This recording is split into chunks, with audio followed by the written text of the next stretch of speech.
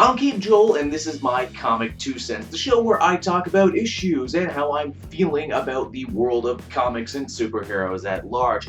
And this week, earlier in the week to be more exact, there was one piece of news that was blowing up my inbox. Everyone wanted to know what I thought about this, and that is for the first time since Justice League Unlimited, we have the announcement that we're going to be getting a brand new Justice League cartoon series, and it is called Justice League Action. Now, I had a lot of very complicated feelings when I first heard this news and when I read a little bit more on it.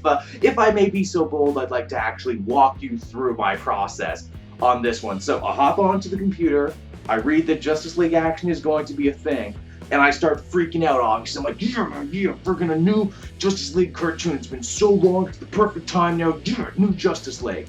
And then I read a little bit more, and I find out that Kevin Conroy and Mark Hamill are going to be coming back to reprise the role of Batman and the Joker, respectively. And again, I'm like, yeah, friggin' sweet, man. It's gonna be so good. Hamill, Conroy, they're the definitive Batman and Joker as far as I'm concerned. You know, movie versions may come and go. You know, Affleck might be good. You know, Leto might be good. But as far as I'm concerned, Kevin Conroy, Mark Hamill, these are my dudes. They will always be my dudes. They're the best.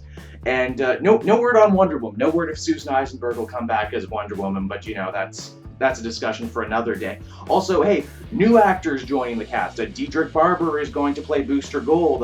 All right then, sounds good. He's a talented dude. He's a vet. James L. Woods is going to be playing Lex Luthor. All right then, I'm more of a Clancy Brown man myself, but Clancy Brown is busy, and Woods, talented actor, of course, loved him as Hades in the Disney movies, loved his work as Owlman in the DC direct animated movies. I'm sure he'll do fine. So at this point, they're going in 2 for 2. And then they start saying some stuff that makes me a little worried.